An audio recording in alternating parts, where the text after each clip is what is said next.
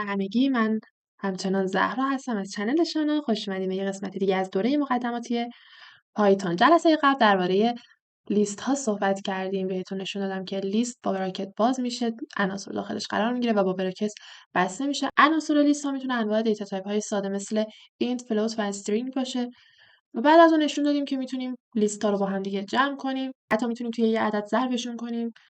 انواع متدها رو روش صدا زدیم، متدهای مختلفی مثل پاپ، ریورس، سورت، اپند و حالا چیزای مختلف. خلاصه کارهای مختلفی روی لیست ها انجام دادیم. امروز قراره راجع به یه دیتا تایپ مهم دیگه به اسم دیکشنری حرف بزنیم. این دیتا تایپ که زبانهای قدیمی مثل سی و جاوا وجود نداره، ولی توی زبانی مثل پایتون وجود داره. اجازه بدید من اینجا رو پاک کنم.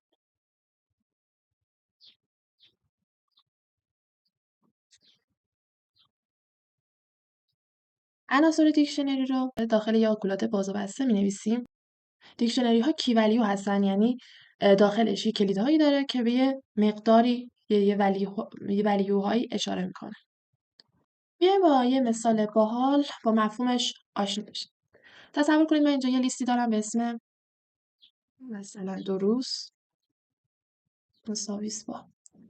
الان اینجا دارم در مورد لیست صحبت میکنم، در مورد دیکشنری صحبت نمیکنم. دارم یه مثال میزنم. از یه روش با لیست ها حل میشه، از یه روش دیگه هم با دیکشنری ها میتونیم بنویسیمش. خودتون تفاوتش رو احساس میکنید و یاد میگیرید که چجوری با دیکشنری بنویسید. مثلا ما دروسی مثل ریاضی داریم، مثلا فارسی و بعدی هم دینی. مثلا درسایی که من فقط از تو اینو درس ریاضی دوست دارم. و بعد از اون نمرات رو مثلا تعریف میکنم. نمرات رو مساوی قرار میدم با یه لیستی. میگم نمره ریاضیمو چند شدم، مثلا ریاضیمو 20 شدم، فارسی رو 16 و دینی رو هم حالا درس 18 شدم. مثلا میومدم میگفتم که من میخوام ببینم نمره درس ریاضیم چند میشه. توی متد هایی که درباره لیست ها داریم، یه متدی داریم به اسم ایندکس. بهش عنصر رو میدی، ایندکس رو برمیگردونه. عنصر ریاضی رو بهش میدم، توی متغیر نگهش میدم. بعد از اون میگم حالا اندیس درس ریاضی که پیدا کردی، حالا میری تو لیست نمرات و بر اساس اندیس اون نمره رو بهمون برمیگردونی. پرینتش میکنم. نمرات. یادتونه که گفتم چجوری میتونیم به عنصرمون دسترسی پیدا کنیم. حالا میخوام نمرمو چاپ کنم. میبینید که ریاضی رو بهم برگردون. و الان اگه بخوام مثلا درس دینی رو ببینم، اینجوری بهم نمایشش میده. این روش که اصلا روش جالبی نیست. حتی اون زبانایی هم که دیکشنری ها رو ندارن از این روش هم استفاده نمیکنن، روش‌های مختلف دیگه ای استفاده میکنن. الان ما چیکار میکنیم؟ یه دیکشنری تعریف میکنیم، اسمشو میذارم همون نمرات. و داخل دیکشنری اسم درس رو مثلا مینویسیم ریاضی 2 نقطه نمره‌مو میزنم 20. اینجا این 2 نقطه‌ای که دادم مقدار 20 رو به ریاضی نسبت میده. یا مثلا درسی به اسم دینی 2 نقطه، من گفتم 18 و درس فارسی 2 نقطه، اونم 16. الان ما یه دیکشنری داریم. دیکشنری چجوری بود؟ دیکشنری واقعی که بررسی می‌کنیم، یعنی یه لغت رو انتخاب می‌کنیم ببینیم معنیش چیه. اینجا هم میای یه چیزی به اسم کلید که کلیدامون اینجا ریاضی، دینی و فارسیه پیدا می‌کنیم، برابرش رو بهمون نشون میده. مثلا الان من میخوام نمره ریاضیمو ببینم، کافی پرینت کنم، نمرات توی براکت کلیدمو بزنم. میبینید که توی پیشنهاداتم کلیدامو آورد. مثلا من کلید فارسی رو میزنم و بعد پرینتش میکنم. میبینید 16 رو خیلی راحت و قشنگ به ما برگردوند. توی دیکشنری ها مثل لیستا همین جوریه. ما میتونیم داخل دیکشنری ها هم یه سری چیزا رو تو در تو کنیم. مثلا من میام اینجا بدید کامل پاکش کنم. نمرات رو بر اسم اول مینویسیم. زهرا 2 نقطه. اینجا یه دیکشنری تعریف میکنم و بعد از اون مینویسم درسی مثل ریاضی 2 نقطه 20. مرتب‌ترش اینه که اگه میخوایم طولانی نشه بزنیم خط بعدی که ببینیم دیکشنری که باز کردیم از کجا تا کجا متعلق به کدوم کلیده. دینی 2 نقطه من گفتم 18. دوباره کاما میزنیم و بعدی هم میزنم فارسی 2 نقطه اینم 12. خیلی درس نشیم. و یادتون نره اینجا یه کاما بذارین. میخوایم بریم سراغ کلید بعدی. اینجا کلید اولمون زهراست که اشاره میکنه به یک دیکشنری با 3 تا کلید دیگه ریاضی دینی فارسی که به 3 تا نمره یا همون ولیوی خودمون اشاره میکنه. میریم بعدی. مرتب مینویسیمش. این سری مینویسم مهسا 2 نقطه. دوباره یه دیکشنری باز میکنم. اینا رو اجازه بدید کپی کنم.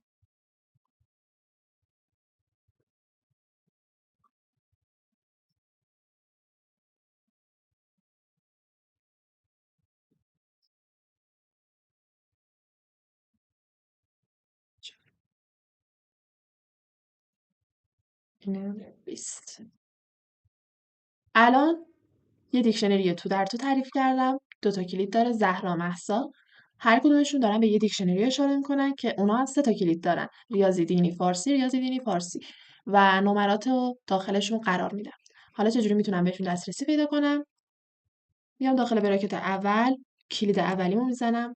ببینید بهمون پیشنهاد میکنه مهسا یا زهرا. مثلا من مهسا رو انتخاب میکنم و بعد از اون دوباره داخل براکت بعدی کلید بعدی رو میزنم. مثلا دینی، نمره دینی مهسا رو میخوام ببینم چند شده. پرینت میکنم. میبینید بهم 14 رو برگردون. اول من کلید اول رو پیدا کرد مهسا، بعد از اون کلید دوم رو پیدا کرد دینی و بهم برگردوند. دیکشنری ها برخلاف لیست ها به ترتیب نیست، عناصرش به ترتیب جلو نمیره. توی لیست ها ما با اندیس ها به عناصر دسترسی پیدا می‌کردیم، ولی توی دیکشنری ها بر اساس کلیدها ما به عناصر دسترسی پیدا می‌کنیم و چیزی به اسم ایندکس اینجا نداریم و کاربردی نداره. مثلا نمیتونیم بگیم نمرات ایندکس 1 رو به من نشون بده. دیکشنری ها تقریبا مثل یه گونی میمونه که داخلش یه سری کلیدها و عناصرها رو ریختیم که به صورت تصادفی میتونیم ازش استفاده کنیم و هیچ ایندکس خاصی نداره.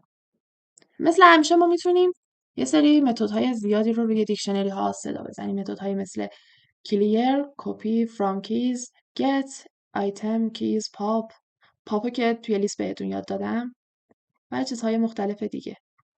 مثلا من متد valuesش رو میزنم و توی پرینتش و اینو پرینتش میکنم.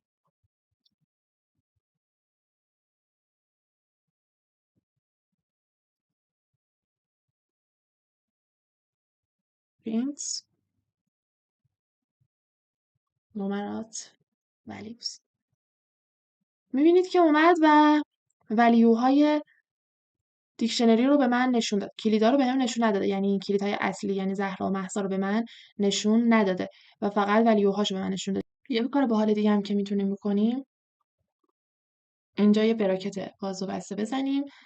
کلید مورد نظرمون رو داخلش وارد کنیم و دات ولیوزش رو بزنیم.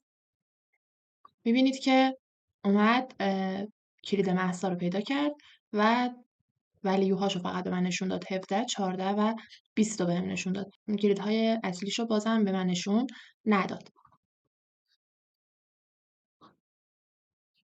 این بازم متدهای مختلف دیگر هم ببینیم. اینجا یه متد دیگه هم داریم به اسم کیز، اونو هم میزنیم و رانش میکنیم. میبینید که کلیداشو به من نمایش داد، زهرا و مهسا. اگه دوباره اینجا یه براکت باز و بسته بزنم و یکی از کلیدها رو وارد کنم و دوباره کلیداشو ازش بخوام و برنامه‌مو ران کنم، میبینید که اومد سراغ دیکشنری مربوط به زهرا و کلیداشو برای من چاپ کرد. متدهای دیگه‌ای هم داریم، مثلا آیتمز رو میزنیم ببینیم چیه. میتونید توضیحاتش رو بزنید بخونید، میتونید هم همینجوری رانش کنید و خودتون متوجه شید ببینید چیا بهتون برمیگردونه. مثلا من این الان زدم، آیتمو زدم، میاد و اول کلیدو به من نشون میده، بعد از اون میاد دیکشنری مربوط به زهرا رو نشون میده، یه کامma میذاره و دوباره مهسا رو به من نشون میده و دیکشنری مربوط به مهسا رو بهم نشون میده. حالا چیزهای مختلف دیگه هم شما میتونید با آیتم‌های مختلف کار کنید. یه متد دیگه هم که دوست دارم بهتون بگم متد گت، که شما کلید مورد نظرتون رو وارد میکنید و ولیو مرتبط بهش رو بهمون نشون میده. مثلا من میزنم مهسا، رانش میکنم، میبینید که بهم دیکشنری رو برگردون، ریاضی 17 دینی 14 فارسی 20. دقیقا مثل چی کار میکنه؟ مثل همین نمرات مهسا، مثل همدیگه کار میکنن. یه فرق با حال خاصی که با همدیگه دارن، اینجا مثلا من یه کلیدی رو میزنم که ندارم، مثلا نگار، اینجا هم میزنم نگار. میبینید که به من یه ارور داد، لاین 8 توی قسمت پرینت نمرات نگار به هم یه ارور داد و نوشت که همچی چیزی به اسم نگار، کلید به اسم نگار نداریم، یه کی ارور داد بهم. اگه اینو مثلا نداشتم و الان پرینت میکردم، میبینید که بهم نانو فقط برمیگردونه. یعنی اگه توی گت یه کلیدی بزنیم که وجود نداره، بهمون نانو برمیگردونه و ارور نمیده. یه کار باحالی که میتونیم توش انجام بدیم، با گت انجام بدیم، اینه که به اینجا یه مقدار دیگه هم بدم، مثلا بزنم -1 و الان رانش کنم، میبینید که بهم -1 رو برگردون. چیکار میکنه؟ میاد اینجا میگه که نگار رو پیدا کن، اگه نبود بهم -1 رو برگردون. اینجا میتونم چیز مختلفی بزنم، مثلا بگم که این اسم